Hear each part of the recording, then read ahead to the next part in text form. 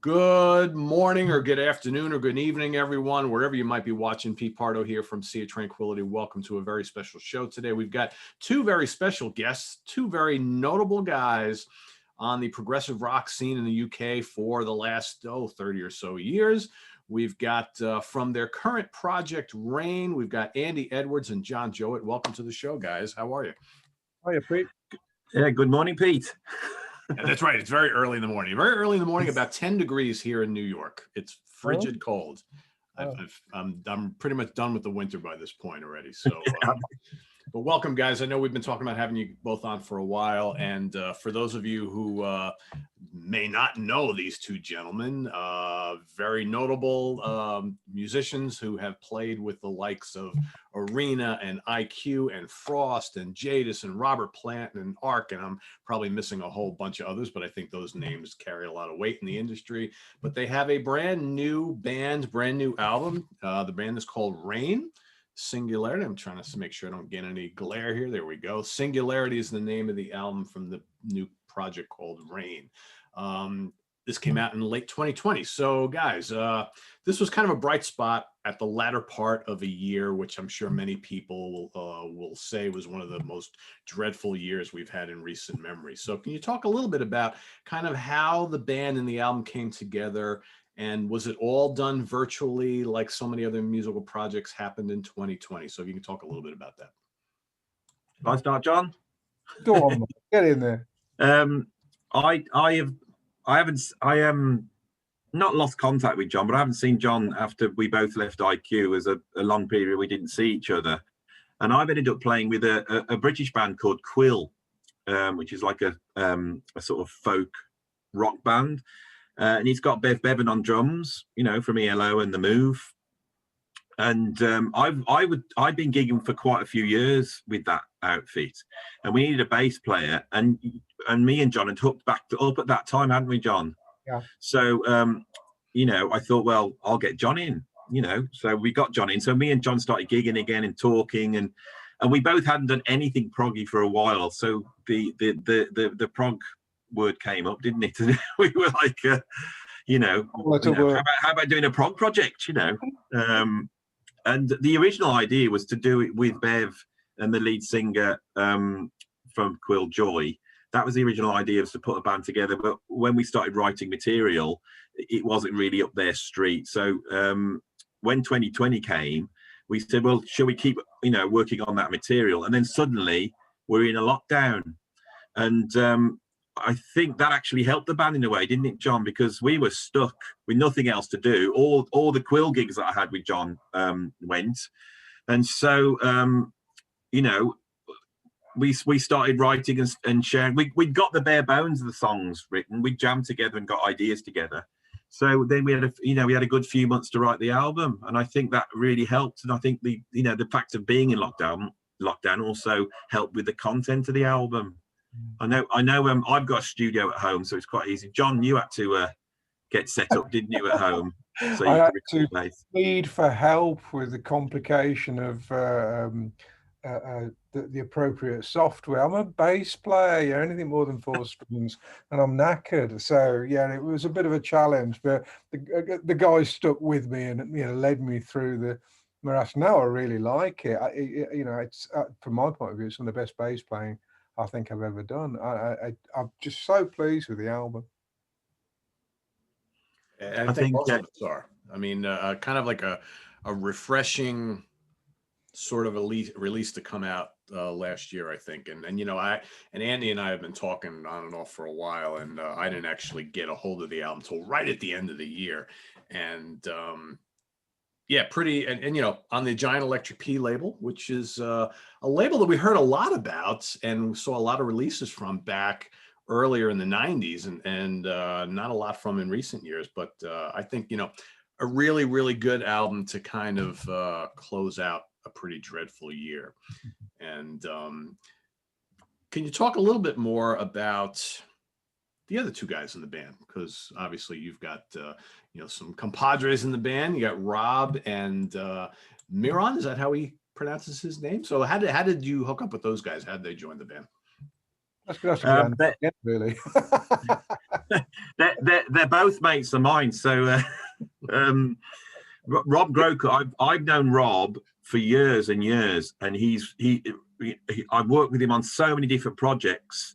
When I was working with Magenta with Rob Reed, and I was doing a lot of stuff for them, Rob was helping me with a lot of that stuff. And then I formed the prog band Kiama with Rob Reed and Luke Machine from Machine, and he helped me with a lot of that. And so he's not a progger, but Rob's come from a very musical family. His dad's Kelly Grokut from ELO. I was going to ask that because that's not a very common name, right? So. No, yeah. And so you know, Rob's grown up in, you know, Rob's a multi-instrumentalist. He plays absolutely everything. He also produces. He's a filmmaker, photographer, really like a Renaissance man. And he's inherited that ability with vocal harmonies, not just to sing them, but also to be able to arrange really incredible vocal harmonies. And of course, me playing with Bev and with Rob, we've discussed whether ELO is prog for so many, you know, and I've said, look, you know, the massive band, ELO's this massive band, loved by the prog, you know, so many prog fans love ELO. And I always had this idea of doing a real serious prog band, but with those vocal harmonies. I've got to be honest, I was quite influenced with this idea. Do you know the band Moon Safari? Yes. Yeah, I love Moon Safari, and when I heard them, I could hear that thing, you know, the real proggy, but also the sort of vocal harmony thing. So, you know, I was chatting to Rob about doing a band, and Miron, actually, I met Miron when he was 16 years old. He was a student of mine. I teach at the local college. And Miron came in, and he's like a musical genius, you know, that's not only an incredible guitarist that can do things that are unfeasible on guitar, but also a really incredible singer. And so the idea of having Rob and having two singers together in the band, you know, I really like, and I thought that would give the band a sort of unique but very proggy approach, you know, that sort of the two vocal things that Pink Floyd have, you know, we've got sort of very soft singer and then a very aggressive singer. And so yeah, that's how we pulled it all together, you know. It's really funny, actually, you should say that, because one of the points someone was saying was about, oh, you know, it's trying to sound like modern prog, and I was thinking, I haven't listened to modern prog ever. I remember touring with doing some shows with Spock's Beard years ago, and loving it, and thinking at the time, I cannot listen to this because I'm picking it up and I don't want those influences. I mean, my main influences for this album, the bass parts, were house music, techno, and Pantera. And that's where I was looking at, because I didn't want to be using the same influence as everybody else.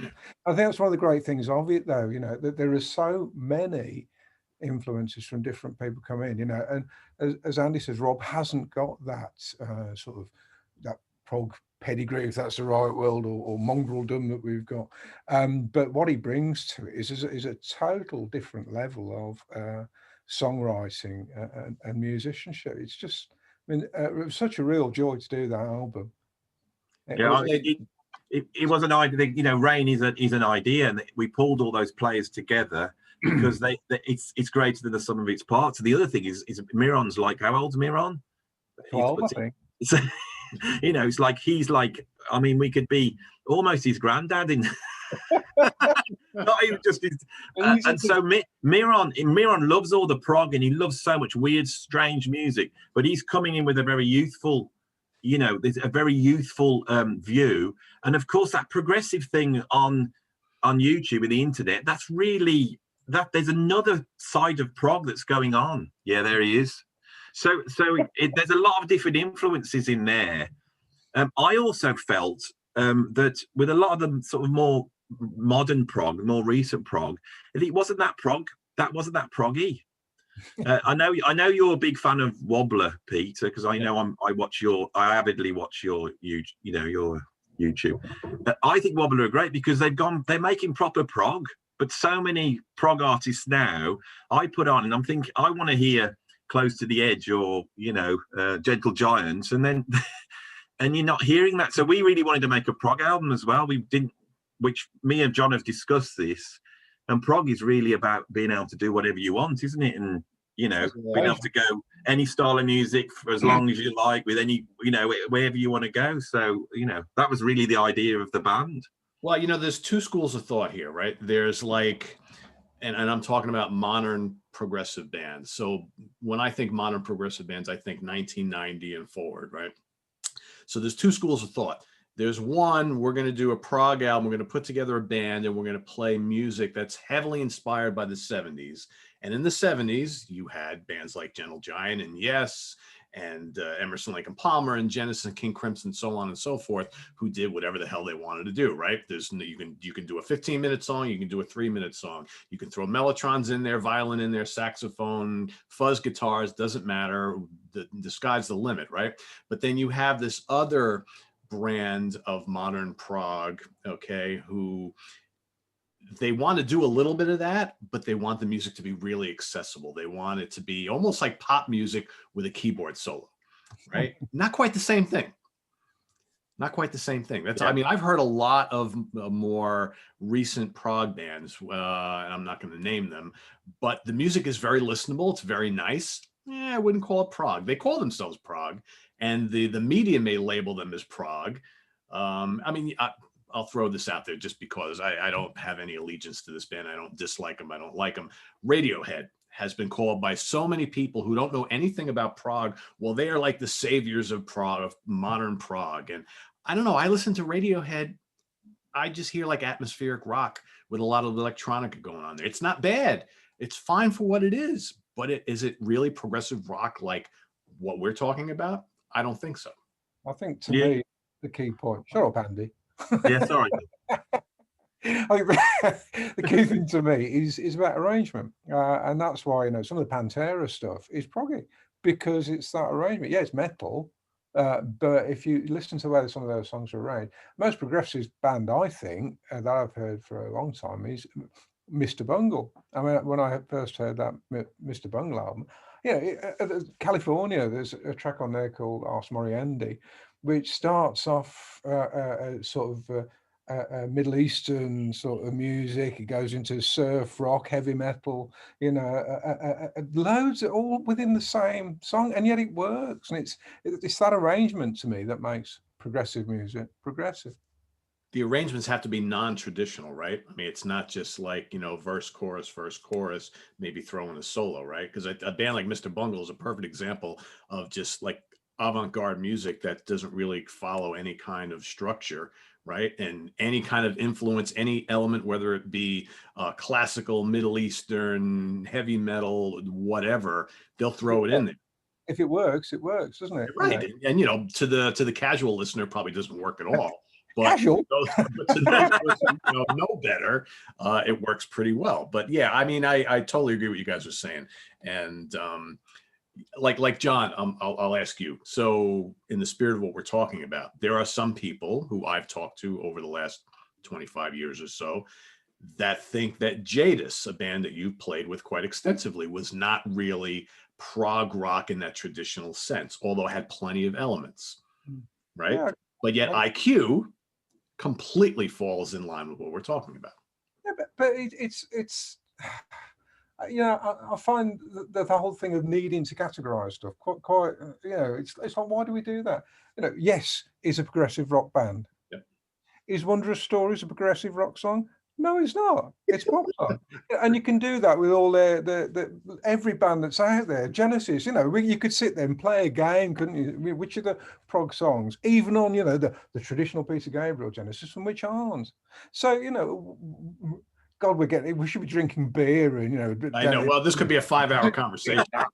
You know, it's that whole thing. What does that actually mean? I think that at the end of the day, if you produce an album, you know, I don't know about you guys, but a load of people have listened to Singularity that I know and love it, not because, you know, who's on it or whatever. They just love the music, and that's what matters. It doesn't matter, you know, whether it's you know, reggae or whatever it is. It doesn't matter if people go, "That's brilliant," and that's made my life a little bit better.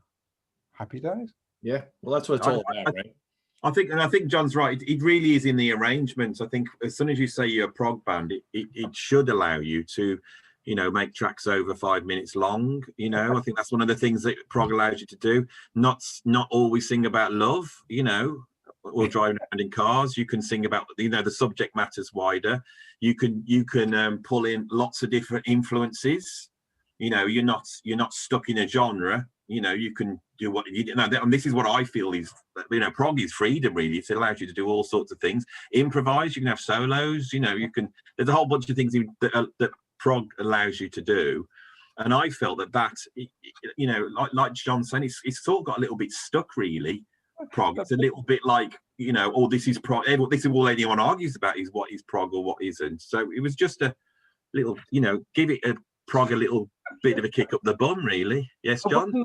Yes, wasn't that the interesting thing with the actual last track, Singularity? You know, because it was different, that really divided opinion. I mean, yeah. I think, you know, listening to it as dispassionately as I can, that Singularity is actually really beautiful. It's got some absolutely beautiful elements in it, that song. And people were saying, oh, you know, because it's not the traditional, you know, big mellotron and bass pedals and doing this and that, you know, I'm not sure about this wild experiment. I think wild experiments are a good thing, you know, and that's to prog. me, yeah, exactly. That is prog, yeah. Exactly.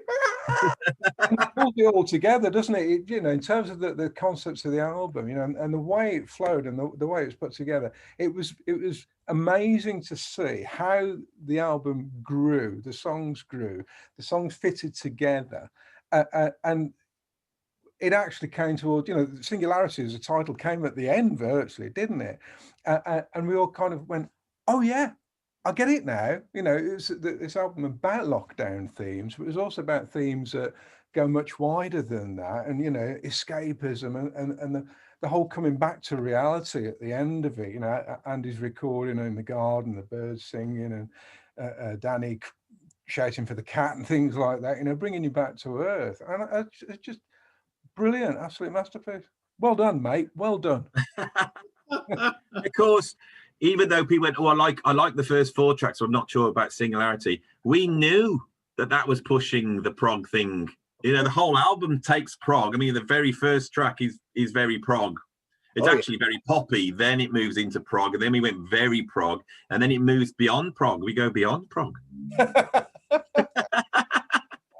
You know, the funny thing is, the only people who argue about whether something is prog or not is prog fans. Oh yeah, because the people who don't listen to this kind of music could two shits about whether it's prog. Like my wife doesn't care whether this is prog, whether Yes is prog or King Crimson is prog or Rain is prog. To her, it's all unlistenable. But the people who argue about it the most are people who enjoy this type of music, and it's amazing how much prog fans will argue the prog factor of every single album that comes out. That's labeled as such, right? It's a TV show, don't see it on some channel somewhere, Prog Factor. Yeah, I can't. I'm every time I switch Facebook on at the moment, every single post is about the new Steve Wilson album. Every single one. And I'm thinking, do I have to listen to this or not? I don't know whether at some point it might even make me listen to it. I just don't know. I will say nobody argues more about the merits of any new album that comes out by an artist more than Steven Wilson. Exactly. I like you, I have been involved in more Steven Wilson conversations in the last like 3 days, and I haven't even heard the damn album yet. About I mean, and literally, this is an exact conversation I had with someone like 2 days ago. What do you think about the new Steven Wilson? Do you think it's prog enough? And I'm like, I haven't even heard it yet. I don't know, but I know the last one certainly wasn't. Who cares? Whatever, you know. But and you know, it's funny because that goes back to something else. So Andy and I have been kind of chatting on Facebook quite a bit over the last couple of months. And when I first heard the album, he was asking me, you know, what my thoughts were, you know, before I go do a review and all that kind of stuff. And I was like, I really like it. And to me, you know, again, when you're kind of stuck in this job of being a journalist, right, you have to be able to convey to people who watch or listen and describe what the music sounds like. I mean, and this happens the most, I think, in this genre, because you have to describe, does it sound like Genesis? Does it sound like 70s Yes? Does it sound like 60s King Crimson? Does it sound like Jethro Tull? You know, whatever. It's got to sound like something, right? Otherwise, the people are like, oh, you know, before I go and buy it, because everybody wants to know what something sounds like before they pay money to go buy something. So my first thought on the first couple of listens here was that it's challenging musically, but it's pretty accessible, and it's got lots of different flavors on it. And my first thought, we're talking about Steven Wilson, it reminds me of some Porcupine Tree, maybe a little Pineapple Thief, and certainly some Steven Wilson solo stuff. Not necessarily the more recent stuff, but his first couple of solo albums. And Andy was like, well, it's funny you should say that, because we were coming from Yes and King Crimson, and I don't hear much of that. So again, it all depends on these little things we have on the side of our heads and how we interpret music. So, and I've read other reviews on the internet about this album, and everybody seems to be interpreting it differently. But the one constant is that everybody really digs it and everybody really likes it, no matter how it sounds to them or who they think the influences might be. So as you guys, the creators, can you talk about like how do you feel about this album? Where were you drawing from? And do you feel that the end result is exactly how you wanted to come out? And if you were to do it all over again, would you do anything different? Go on, Andy. That's a loaded question, but like I said, I when I left IQ and Frost, I worked with I did a couple of proggy things. The band called Kiyama. I worked with Magenta, and a few other. I did some stuff with Deck Burke and Richard West. From Threshold. I did want to go back to. I've got a ton of influences, but I had to admit to myself that bands like Yes and King Crimson are massive influences for me. And I think what me and John have common is that we do really love those bands, and we also like there's other similar influences. I mean, I think there's a Massive Attack influence on the album at certain points, and I know me and John really love Massive Attack. There's a Zappa influence for me on there. So I can remember making the bits I was doing when I was writing the bits that. So, for example. When you listen to the Magician goes through this process, and then it actually goes into Singularity, and it goes into this swirling mass, and you hear all these voices swirling around. That was directly taken inspiration-wise from Cygnus X1 by Rush. So there's an actual influence I could name. That idea of having the songs in a sort of, when they're in the black hole, that's taken straight from Cygnus X1. Because sometimes the influence doesn't necessarily happen in the music, but you listen to the way a band has done something. The way they've approached a certain thing. The way Yes will structure their songs. How many times you do the verse, and then when you're going to go to the middle, and then when you're going to go back. So the influences can be there. In a different form, but I think going back to someone like Steve Wilson, I when I heard which one would it have been, In Absentia, I thought, my God, this is like a shot in the arm for prog. This album. When I heard, I've got to be honest, when I heard the demos for the Million Town by Frost, when me and John first heard those demos, I was like, oh my God, this is going to change prog. They've just opened up a new. A new way of doing things. When I heard the Raven album by Steve Wilson as well, I was like, oh my God, he's changed it again. So I think that's what I wanted to do, was to try and do something where people go, well, it is prog, but I can't really pigeonhole it. And it does seem to be, giving it a bit of a boot up the bum. That was my intention. And I think, I think we pulled that off, and I'm really chuffed with it, and I wouldn't change it. I think we got it right, to be honest. Yeah. What do you think, John? What Andy said. No, it was a brilliant process. I mean, Andy in particular had the job of pulling it all together. And the one song that I had a big part in as well, tried to, was a Singularity itself. Andy'd got the basic idea, and I ruined it for him with a load of stuff, and then he put it back together in the right order. But the thing I loved about it in terms of playing on it was the freedom of actually sitting down and recording on my own with no one looking over my shoulder, no one looking at the watch at the time, and trying to get parts right, and saying, I know where this needs to go, and to be able to have that freedom. I did Magician. I remember playing that really loud with the bass on it and thinking, this is great, just bouncing around the room, just actually having a dance, because it just sounded so spot on. So it was exactly what I wanted. As I sound so chuffed with the bass parts. It's funny actually, because when I heard the final mix, and it was Magician, wasn't it, Andy? Yeah. And I said something wrong with the start of this. That's not my bass part. What's happened? And it just turned out that it had been mixed, lost in the actual mix. It was still there, and it got put back. But I was like, hang on a minute, hang on. And you know, hearing it back, every time I hear it now, I go, oh, thank God for that. But no, I just think the whole thing, it's just how everything works, and it's almost one of the things I love about playing with Andy, particularly live, is that we bounce off each other. It's one of those great rhythm section relationships. It's almost telepathic. You know, Andy does something, I follow it, or I know where he's going, and vice versa. You know, and that's, of course, you can't do that in the studio in the same way where you've got a recorded part, but there was so much to work off, and then you can hear in it how other people have thought, hang on a minute, what's going on there, and picked up that part and run with it as well, and it's made their parts grow. So it was a brilliant way of doing it, and I think the next one's going to be different again. You know, we're going to hope to get in the studio and do some work together for recording it, but to have that, it's like it's really opened doors for me. It's great.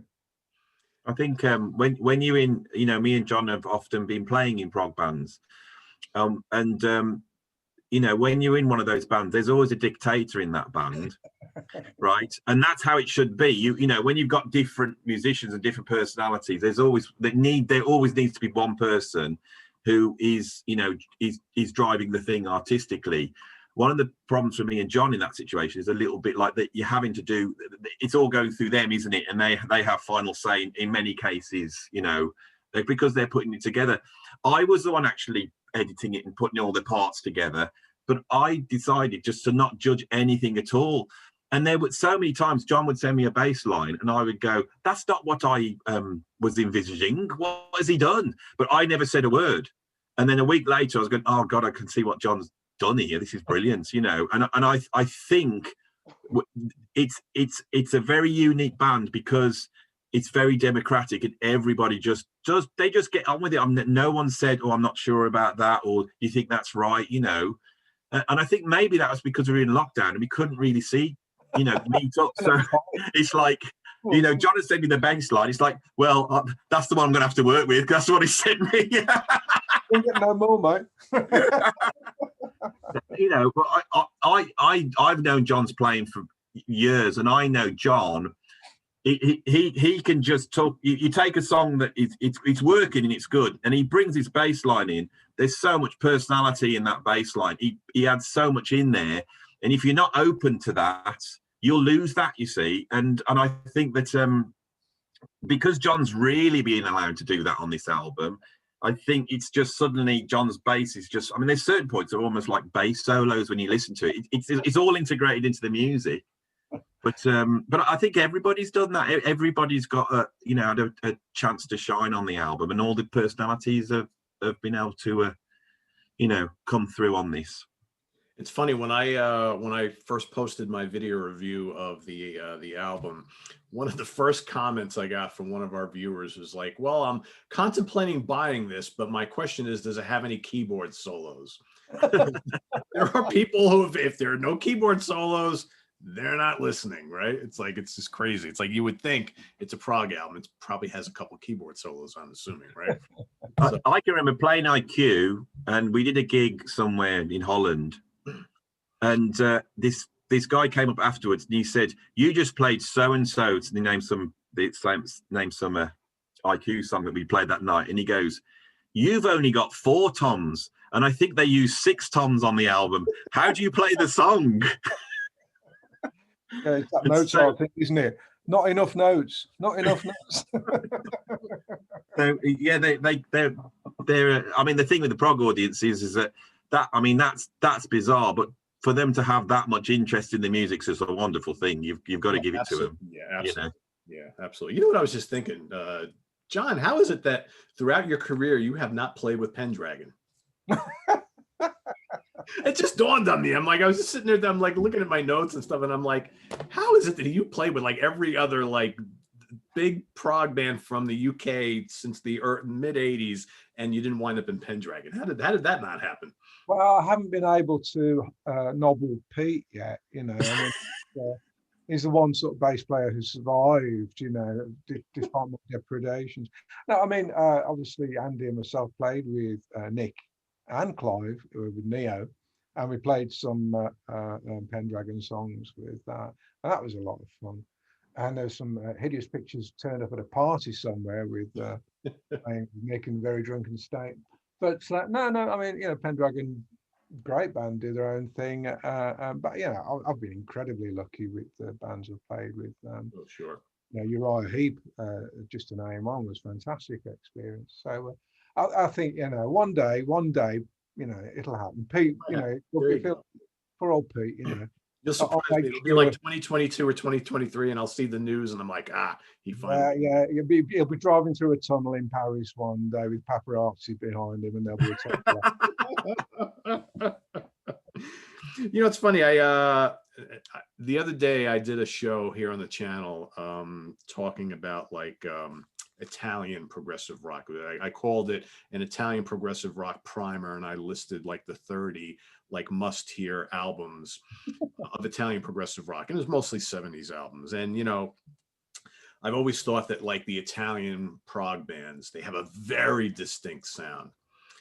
And Andy mentioned Wobbler before, and I think the Scandinavian prog bands have a very distinct sound.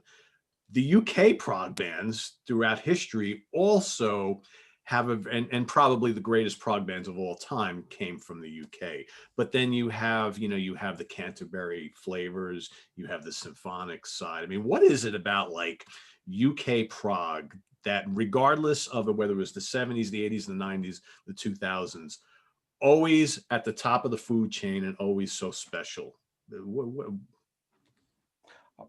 I'll dive in on that one. I think it's something about we're just in the right spot in terms of the mix of traditions, that you've got that European symphonic tradition, but you've also got that huge influence of American rock and country and such. It's not just, you look at Steve Howe's playing, it's he's not a rock guitarist, amazing guitarist, but he brings all that Chet Atkins stuff and everything in as well.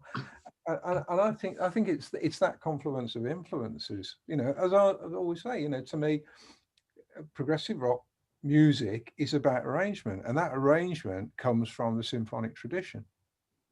That's the thing. You look at Kansas. I love Kansas, but a lot of their stuff is of most of it is of a much shorter form, and it's more maybe rock based. If you want to put it like that. I know this is going to cause a huge. Well, I don't know. I didn't mean that at all. But it's that sort of thing that if you look at, you can name a whole stream of the original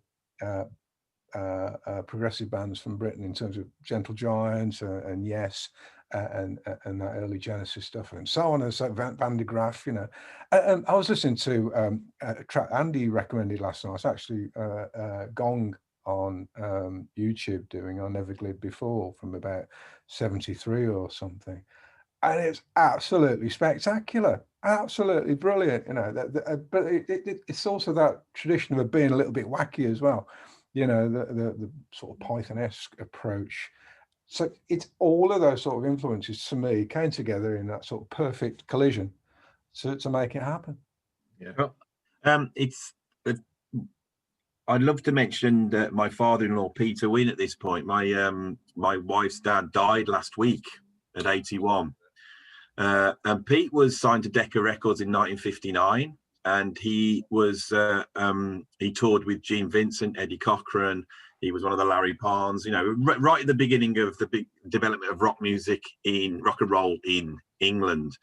And when I talked to him, you really realize that in the 60s in London, it really was a melting pot. And it was a melting pot that really creates rock music. It turns rock and roll into rock music. And I think, that's played a big part in that.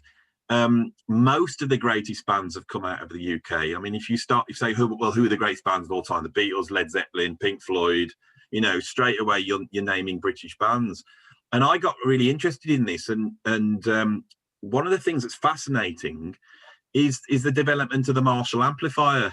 you know, the fact that that happened in London, which really came from a very young Pete Townsend before he was, you know, famous, going down to his drummer's, you know, teacher and saying, can you build me an amp, 100-watt amp, you know, with an overdrive on it. So a lot of those British bands in the 60s, like the Blues Breakers, and you know, and the Who, and they got they were overdriven. So you get that sound, whereas in America, you've got the Doors, and they're still playing sort of that jazz tone guitar sound. And so I think that melting pot, you know, out of that, because that happened in London, actually at that time, you see that you've got a lot of blues, a lot of jazz, and a lot of classical, and a lot of folk players all working together. And when you put those all together, that's the elements that you see developing into progressive rock. So I think it's a geographic, you know, cultural thing that was just at the right time. You know, it's weird, you know, when people come to where me and John live, we're surrounded by rock legends, aren't we? You know, it's like there's my little town, you know, the Rolling Stones have played there, Captain Beefheart played in the pub, you know, Robert Plant lives around here, you know, Bev lives around here. It's you're right in the center of sort of rock history. So I think it goes beyond just the prog bands. It's all the best bands are British. It's rock music in general. Yeah, this is not a prog thing. I've often been told, you know, Pardo, you're an American, and 90% of what you listen to are British bands. I mean, look, I list all my favorite bands: Deep Purple, Black Sabbath, Judas Priest, Led Zeppelin, the Rolling Stones, the Who, the Beatles, Genesis, yes, King Crimson, Jethro Tull. I go on and on and on. It's all British bands. You know, with the I mean, I listen to a lot of American bands too, and from other parts of the world, but the majority of them, they're all British. Uriah Heep, I mean, Whitesnake, I mean, they're all British bands. But those bands you just mentioned, where me and John live, the town that John lives in, Geezer Butler used to live there. KK Downing lives literally 20 minutes up the road. Robert lives 20 minutes up the road. You know, Bev is further away, but from Birmingham. That, you know, it's where we're from, which is Birmingham as well. There's a you know, a huge historic influence, you know, with so many bands, you know. Don't forget the Americans invented bass pedals, so, you know, let's not. And you love bass pedals, don't you, John? I can remember when I joined IQ and I was having trouble trying to play something in 13, and I said to John, God, this is really hard. And he turned around and he goes, well, it's not like being a bass player and joining a band and being told to play the keyboards with your feet. Boing. Which was the one, there was one song with IQ and I had to sing, play bass pedals and play bass in 3 different time signatures. It was, you know, that sort of thing, you know. There was something else going on as well. I used to like read all these back in the 80s. I used to read all these interviews with like Geddy Lee back when Rush were first starting to get into all that, and thinking, God, that must be maddening trying to do that. I have the trouble just trying to play one of these things, right? And then, let alone all this other stuff. It's crazy. So back to the album. So obviously we're in a really weird time right now. So do you guys have any plans once this COVID nonsense kind of subsides to maybe take Singularity out on the road, play some shows? Is that, you any talks of that at all? Yeah, I mean, we've got probably about 4 shows lined up at the moment. I've been a little bit cautious. There is interest, but of course, until people are certain that they can put gigs on, there've been so many gigs that have been put back. You know, we've had a couple ourselves, and people are careful, of course. You know, it makes it difficult. Do you want to buy a ticket? Do you want to put a show on in those circumstances? But we've still got stuff lined up. The interesting thing, though, is because we're already working on the next album, you know, by the time we do get to play, we're going to have 2 albums worth of material to be able to use. So, you know, it's quite a unique situation that we've been able to use the situation we've got to our advantage in this way. Yeah, because at the moment we've got like about 50 minutes of material. So if we were out there gigging now, we would have to fill the setup with ABBA songs, you know, which we love, but doesn't go down so well with the proggers, you know. So hopefully by the time we get there, we'll have a couple of albums to to choose from. So no interest in, like, playing the whole album and then maybe doing a cover of Supper's Ready or something like that, right? I'm sure that would go over pretty well. I can remember we did a gig in Montreal once with IQ, and John was on it. And do you remember they had one of the singers from one of the Genesis tribute bands, and he came on the encore, and you went, "Oh, shall we do Watcher of the Skies then?" And so, of course, IQ, they can all play Watcher of the Skies. They drop of a hat, they're just ready. And I was like, going, which one's that then? Is that the panicking? And I had to try and busk my way through Watcher of the Skies. Do you remember that, John? No problem at all. That's the one that goes. That's it. That's all I knew. I thought so. I went into that and then tried to busk. There's a great story about that with IQ in the early days. We did a show for Les Marshall, the bass player, who died. He joined after Tim Esau left first time, and then Les moved in. Sadly killed himself, and banded a gig to raise some money for his memorial. And one of the songs that we ended up doing was Sweet Transvestite, from the Rocky Horror Show. And it gets, I hadn't played it. It was, again, what, like Andy's just said, situation, right, stop playing it. Okay, what's the notes? What key in? Usual thing, and just get on with it. It gets to the middle part, he goes, so, and Pete went, again, so, and he'd forgotten the words altogether. Ran back to Martin, what's the next line? Ran back, come on to the lab. So yeah, it's not just you, mate. It's not just you. The worst one I ever did was I had a gig with Robert Plant, and it was a big one, and I couldn't get to the sound check. So with Robert, you have full techs, and they all sound check the gear for you. So I said, I'll just get there for the gig. But I didn't realize they changed the set list, and I didn't look. So we all walk out into this gig, and everyone's screaming, and they decided to do this like really quite quiet song to open up. But I thought it was this heavy tom thing. So I come out on stage, and I'm like going like this, and as I'm doing it, nothing's happening. So, and I sort of then just slowly slow down, blah blah blah blah blah, and stop, and I look. And all the audience is staring at me. The band's all staring at me, and Robert's staring at me. And I'm like, what's happened? He goes, you're doing the wrong song. I went, oh, sorry. And then he was like, and he's got it right at the beginning of the gig. I think that's possibly my worst mistake I've ever done on a gig, that one. Pretty good. We're all human, right? Oh man, it's funny. I was talking about live shows and whatnot. One of the things that we don't have much here in the U.S. is, like, I think for bands like yourselves, it's hard to tour here. It's hard to play here.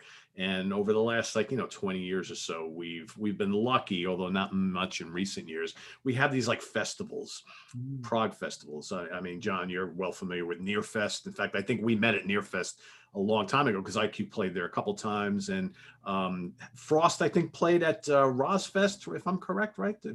So, but we don't see as many of those anymore, and it's like it's always frustrating for us progressive rock fans here in the US that you don't see enough of that, whereas festivals are a pretty common thing during normal times in Europe.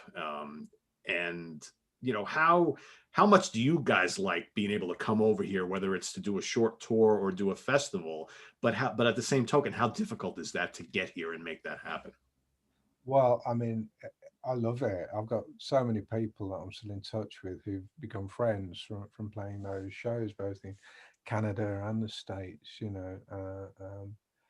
and I really miss that community of people. That there was a series of Rosfest gigs, and then I wasn't booked at one. I'd been to about 4 on the trot, and I think several people turned up with "Where's Jowitt" t-shirts. Which is quite nice. I miss them incredibly, but I know what a job it was for the organisers to resolve. And even when I was regularly doing it, it was getting harder and harder. the need for work permits, you know, and such, and the cost to getting bands over there. I don't envy Rob, Duca, and George, and Tom, and the other people that were doing it. Robert Dansereau in Montreal and the crew there, you know, they did a fantastic job. And I'm sure they'd still love to, but it's just it's just been made harder all the time. You know, we have the same nonsense over here now with how it's affecting touring in Europe with the stupidity of Brexit, and I wait to see how that's going to work. It's sad. It's just getting more and more difficult, and hopefully there'll be a way through it, but we just have to wait and see.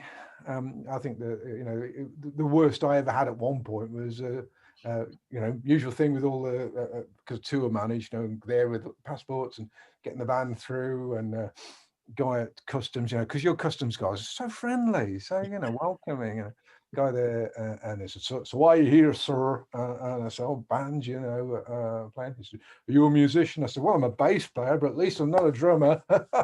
He said, I'm a drummer, sir. And oh, fuck, But, I managed to get out without the rubber gloves coming on. But that was, it's so difficult now, but hats off to the guys that did it. Yeah. Yeah, so, my second gig with IQ was a Near Fest. Yeah. And it was one of the most memorable gigs because it's a huge audience, brilliant support, amazing gear, amazing PA, amazing lights, the really appreciative audience, and so that'll go down in one of my favorite gigs of all time, really memorable, really stressful. Second gig with IQ Near Fest, really stressful. But, yeah, I mean, I was at both of the IQ. I went to Near Fest 7 years in a row, and I have very fond memories of that fest every single year. I mean, as a fan, and I worked them too because we were representing Sea of Tranquility. So, in fact, I interviewed the band. I think I'm trying to remember if it was the first or second appearance. And it was weird because the interview was late in the day, and when you're a fan attending these festivals, what are you doing all day? You're going out, you're drinking, you're coming watching the band, you go out, you drink, you buy CDs, you come in, you watch the bands, and so I'm trying to enjoy myself, watch the music, interview bands, and do the whole thing, and it can be difficult, but it was so much fun. So much fun. I have a lot of great. Yeah, it'll be a shame if we lose this. I think we got to fight. Somehow fight to keep it going. Yeah, exactly. And how many bands have been created on a festival like that? A band's great, and they want they're a really great band, and then if they can get on the right festival, in front of a big audience that likes the music they're playing, it makes bands, doesn't it? Really? Yeah, exactly. So I have a message for John from one of our viewers who's been following Sea of Tranquility for a long time, and he's a big fan of both of you. But he wanted me to relay a message to you. So back in his name is Rand Kelly. All right, back in 1994. He and two of his best friends, they were all in a band at the time, Bill Hughes and Eric Jackson, went to go see IQ in San Jose, California at the Cabaret. You guys play with Enchant. Yeah. But somehow, I guess after the show, they ended up in the lobby talking to you guys for a long time on the couches, and went up spending a lot of time with you guys. And Eric, who was the bass player in the band, really hit it off with you, and you gave Eric your phone number in England and said to call him. So he did before practice sessions, and you guys all did a call on a speakerphone, whatever, and you would send him Jada's CDs before they were released through the mail. And mentioned here that Gary Chandler said he wanted to go to America so bad that he would stow away in the baggage compartment just to get over here. Anyway, he wanted to let you know that his friend Bill passed away in 1999 from non-Hodgkin's lymphoma, and they all never got the chance to tell you that. And he just wanted to relay this message and say, see if you remembered these whole, this whole time and these conversations, and to say that he loves your music and just wanted you to know that. Nice, kind. No, yeah, I remember you have to forgive me. I remember the names. I remember the drinks in the lobby and talking cobblers. You know, I'm terrible with names and faces, but yeah, I ran and built. Yeah,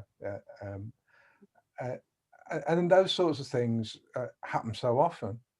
You know, and it's one of the nicest things about it. I mean, I remember I used to do it on purpose.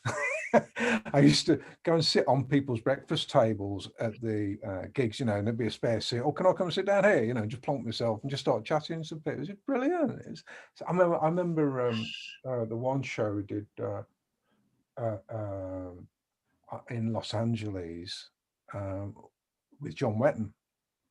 It was Jadis and John Wetton on the same show, and Chris Squire was there, and I was like, oh my God, you know, Chris Squire, he's the man. He, you know, and I thought I've got to go and say hello. I've got to do. I will never get this chance again, you know. And I thought it's that thing, you know, never meet your heroes, isn't it? So I went up to Chris, and of course, he was really tall, and Billy Sherwood was there as well, and I said, "Hello, Chris. I'm sorry to trouble you." Billy Sherwood went and walked off. But Chris said, "Hello, hello," and I said, "Can I shake your hand?" I said, "25 years ago, I you know, heard you play bass, and it made me want to be a bass player, you know," and I did. And he said, "Oh, that's nice. Are you any good?" And I said, "No."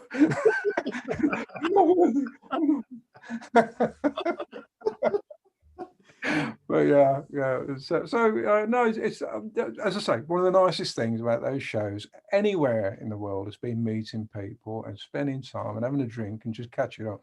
Yeah, and getting a picture of people's lives. It's fantastic.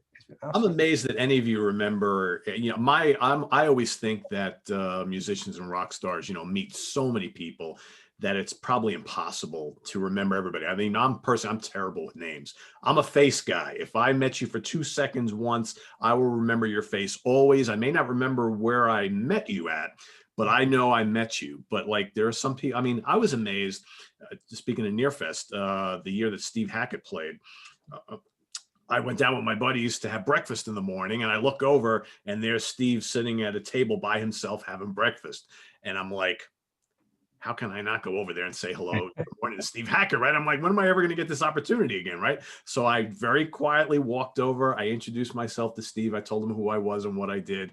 And he was very pleasant. We chatted for like maybe a minute or two. And I said, Steve, I don't want to, you know, disrupt your breakfast, but I'm looking forward to watching you play tomorrow night. And it's great to meet you. And, you know, very kind and whatever. And then like two years later, I had the opportunity to interview him. And he remembered me. He's like, "Did you enjoy your breakfast that morning in Nearfest?" I'm like, how the hell is he remembering who I was? He met me for like a minute, right? But you never know, right? You never know. My favorite Steve Hackett story is Paul Cook from IQ. We played a show in 1994, and it was an outdoor festival, and IQ were headlining, and Steve was on the bill as well. He was playing acoustic guitar, so he wasn't headlining, you know. But Cookie came in all excited, and he said, "You'll never guess what." I said, "What?" He said, "I've just had a wee standing next to Steve Hackett."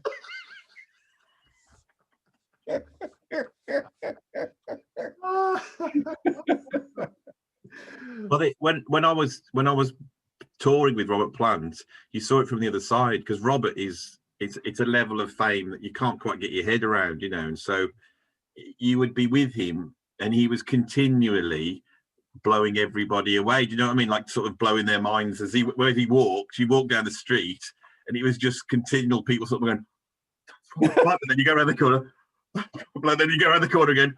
You know, and it was this continual, you know, people coming up and shaking their hand, you know, and they're shaking, they can't believe they're talking to him, and he was incredible, so polite, you know, always kind, listening to what they were saying. I can remember once these two guys came up to him, and they had this big talk to him.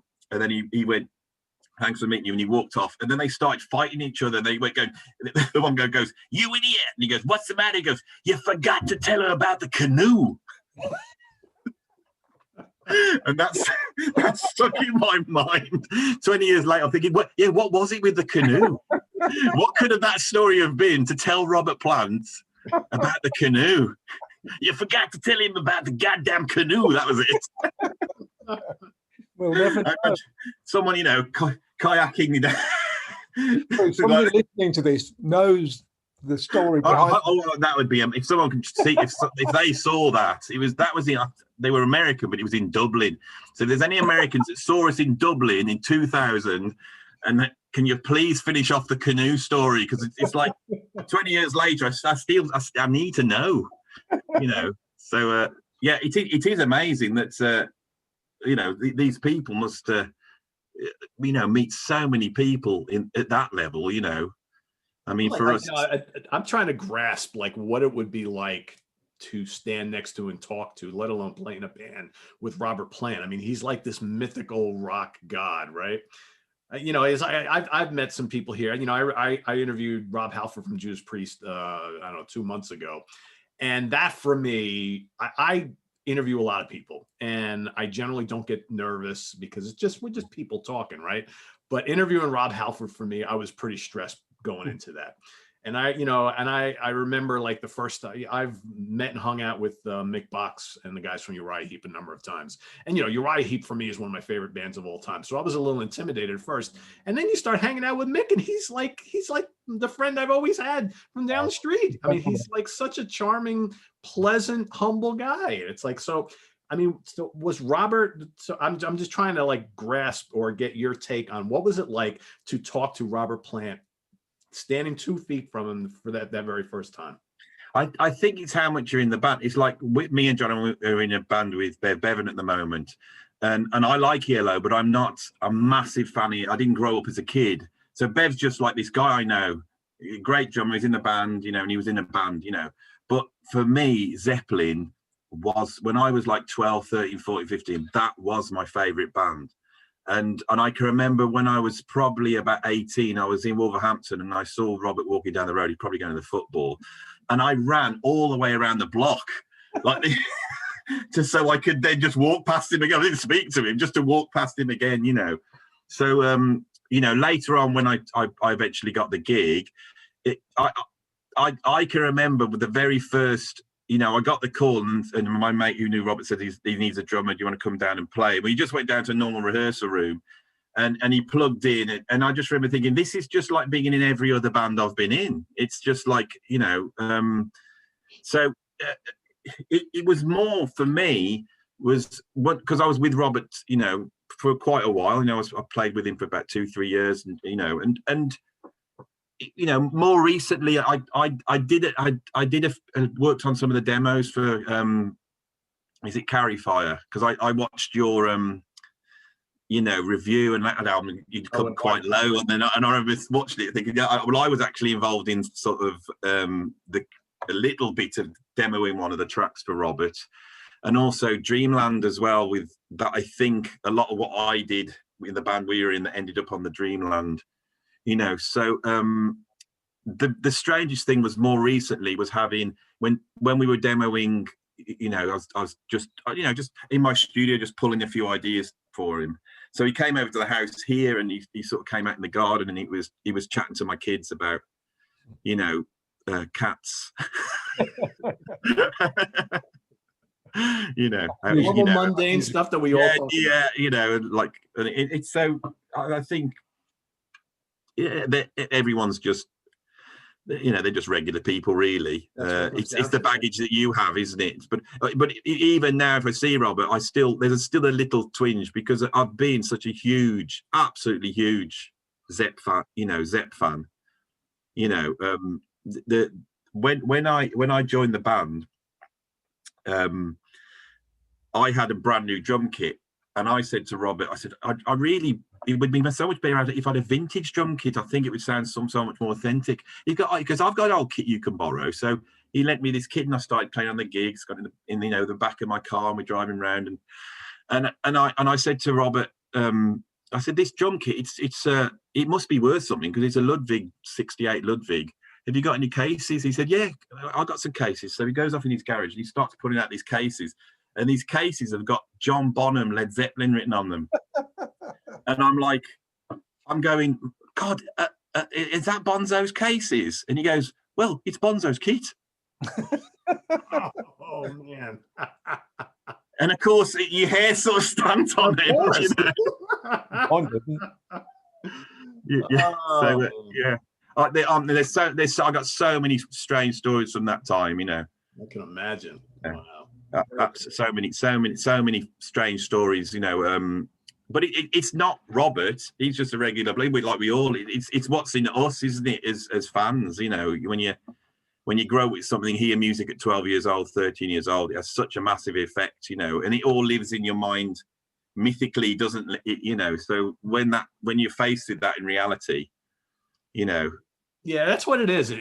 Everybody's, and again, I heard that firsthand just a couple of days ago, where I was on another YouTube channel, and we were all talking to Vinny Appice, former, you know, drummer of Black Sabbath and Dio, and he's just a typical New Yorker like me, but he's got all these great stories to tell of Ronnie James Dio and Tony Iommi and Ozzy and all this stuff, and you know, and I've talked to his brother Carmine, who's got amazing stories, and they're just normal people who have had just their life experiences were on a different path than what the rest of us did, right? Whereas, you know, we had regular jobs and had families and all that kind of stuff. They went and joined bands, toured the world, and had lots of sex with groupies and did some crazy stuff and got drunk here, there, and everywhere, and snorted cocaine with this guy and it's just we're all just people, right? We just had different experiences, and I love talking to folks like you guys, because we love music so much, and you have these music tales to tell, which for all of us who didn't take that path, that's what we want to hear,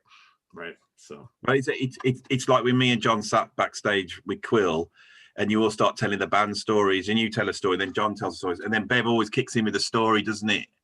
And it'll involve something like parachuting stormtroopers from Star Wars into a stadium while shooting people with laser guns, and then you go, I'm not got anything to really beat that one.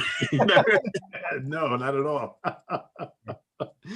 Oh man. So my last question for you guys today. So now that the album is out, what's next for you, both of you? Not necessarily with Rain, but your other projects. What's on the immediate horizon for the both of you? Well, for me, it's Rain. Yeah, I mean, that's the thing to always remember. This isn't a project. This is a band. This really is a band. Yeah, I mean, I think both of us are quite happy to do sessions, aren't we, Andy? Yeah. You know, drop us a line. We're happy to help out. But our focus really is the next Rain album, and that's well underway. And we've got a timetable to get it out this year as well. So, yeah, that's where my head's at. Yeah, same with me. I think if it wasn't for COVID, I think me and John would have been out gigging a lot more by now, you know, with Quill, also with Rain. So the gigs would have been very important. Without the gigs, it's awful for musicians at the moment. I'm in contact, obviously, with lots and lots of musicians, and there are a lot of them really suffering with depression at the moment. You know, it's not just a financial thing. It's the you know, the reason why you exist and what you do. And there's so less avenues at the moment, you know, for musicians. And so all there really is that we can do is write music and try and, you know, write and create music. So that's what we're trying to do with the next Rain album. And I think, you know, we're sort of, we've got sort of 30 minutes of stuff written, haven't we, John? There's quite a few ideas, but obviously we don't want to do the same thing again. So it's working out strategies that you know, where we can go even, you know, beyond what the first album did, really. Yeah, I think what we're probably going to do is it's just going to be one keyboard solo. Yeah, now you said that, Pete. If you can get that bloke's name and say, don't worry. There'll be plenty of keyboard solos. There you go. Just one all the way through. Just one. There you go. Well, I want to thank both Andy Edwards and John Jowitt for joining us here today. Make sure you go pick out Singularity from Rain, their brand new album, and we look forward to the next one, and hopefully we'll have you guys back on the show again. We'd love to see it, and visit us here on the web at www.seaoftranquility.org. We're on Facebook, we're on Twitter, of course, we're here on YouTube all the damn time. For John and Andy, I am Pete Pardo. See you all real soon. Take care. Cheers.